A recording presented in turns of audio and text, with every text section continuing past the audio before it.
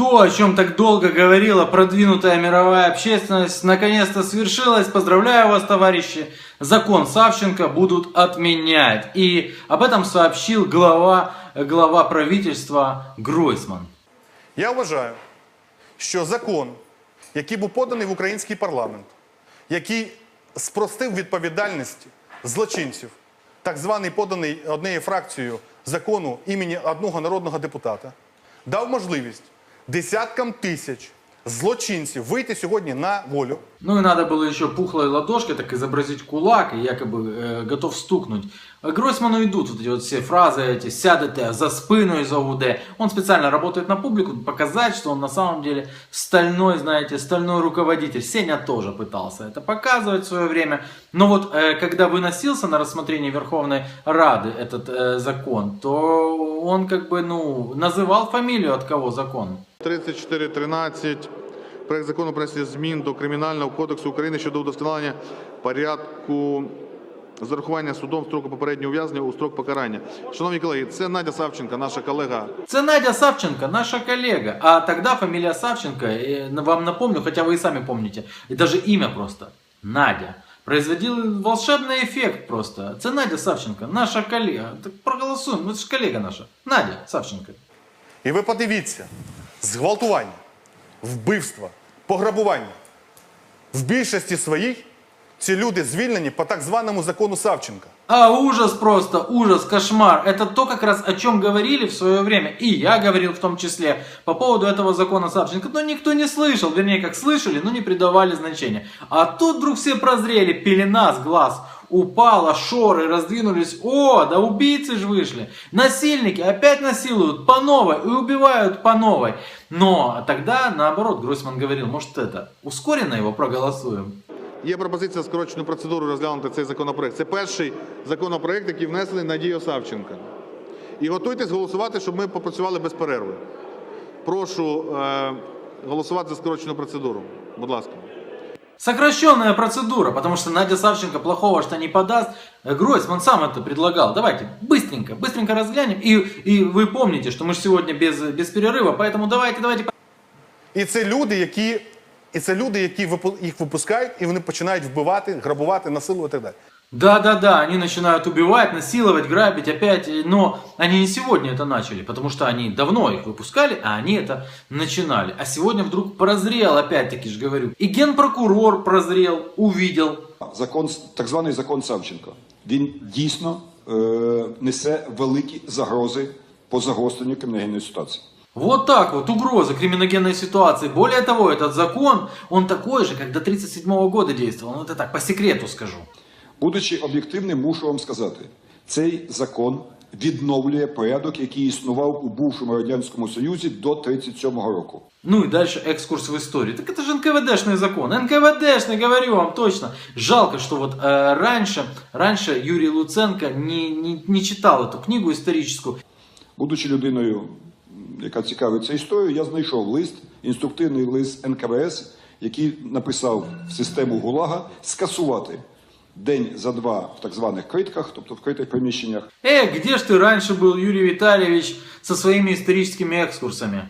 А в Верховной Раде был Юрий Витальевич и говорил как раз про закон Савченко. Шановний пане голово, шановні колеги, я хотів би в даному випадку виступити як практик даного питання. Ну, как практик данного вопроса, понятно. Знатный сиделец. Граф Монте-Кристо 14 лет отмотал. Хочу вас запевнити від імені усіх, хто хоч раз був в СІЗО, не обов'язково. Да, от имени всех, кто бывал в СИЗО. Понятно. Давай короче, Юрий Витальевич, что ты сейчас, экскурс в историю, наверное, скажешь. Хочу вам сказать, что это НКВДшный закон, и он был до 1937 года или не? Или что-то другое, наверное, хочет сказать. Таким чином, прошу підтримати цей законопроект, що явно гуманізує ситуацію в українських СІЗО. Аплодисменты. Гройсману не имется. Давайте быстрее голосуем. Ну что, голосуем, пацаны. Будь ласка, голосуємо? Виступ? Будь ласка, Леонід Ємець від Народного фронту. І переходимо до голосування. Запросіть депутатів. Да, давайте, уже Емца послушаем и быстренько давайте проголосуем. Шановні колеги, для мене є величезною честю бути співавтором закону, реальним автором якого є Надія Савченко. Интересно, он сегодня также гордится, что он является соавтором этого закона или нет? Фракція Радикальної партії підтримуватиме вказаний законопроект. О, и Лешко поддержал, правильно. Хороший законопроект, это же Надя Савченко. Випусти треба всіх невинних людей, які там сидять тільки тому, що не змогли відкупитися, тому що перейшли дорогу десь прокурору чи судді. Следующий, пожалуйста, народный депутат, что вы, наверное, сейчас скажет невозможно, потому что выпустят убийц и насильников. Или что-то другое хочет сказать. Я закликаю вас всіх проголосувати за цей проект, який дійсно направлений на гуманізацію покарання і гуманізацію. Народные депутаты требуют голосовать не просто за основу, а за основу и в целом. В целом, давайте проголосуем и забудем. Колеги, є висновок комітету за основу. Ми голосуємо за основу і в цілому. Владимир Гройсман доволен за основу и в целом. Посмотрите, он улыбается и не думал тогда о убийцах, насильниках, грабителях. Нет? За основу і в цілому. За основу і в цілому з техніко-юридичними правками. Готуйтесь голосувати. Улыбается. А сегодня уже не улыбается. Тому ми маємо не забувати про боротьбу з бандитизмом. Ми маємо не забувати про те, що криміналітет має отримати зараз по зубам. І це ми маємо зробити з вами спільно, в тому числі з українським парламентом. І уряд вийде найближчим часом на те, щоб скасувати закон Савченка або його змінити. Ну что, голосуем, пацаны? О, Ильенко еще что-то хочет сказать. Наверное, Ильенко сейчас скажет, это невозможно, нельзя выпускать насильников и убийц. Андрій Іллєнко, хвилину. Ми розробили законопроект про повну амністію для всіх наших героїв АТО, щоб ніхто з них не сидів, тому що сьогодні... О, это еще круче. Хорошо, что этот закон не приняли, потому что понятно, что любой герой АТО сидеть не должен. Ну что, голосуем наконец? Ну давайте уже, хватит уже это обговорение, и так уже все понятно. Надя Савченко, ну что, голосуем? Давай. Колеги, підготувались 3413, законопроект колеги Надії Савченка, пропозиція за основу та в цілому з техніко-юридичними правками. А много ли людей по сокращенной процедуре проголосовало? А? Голосуємо.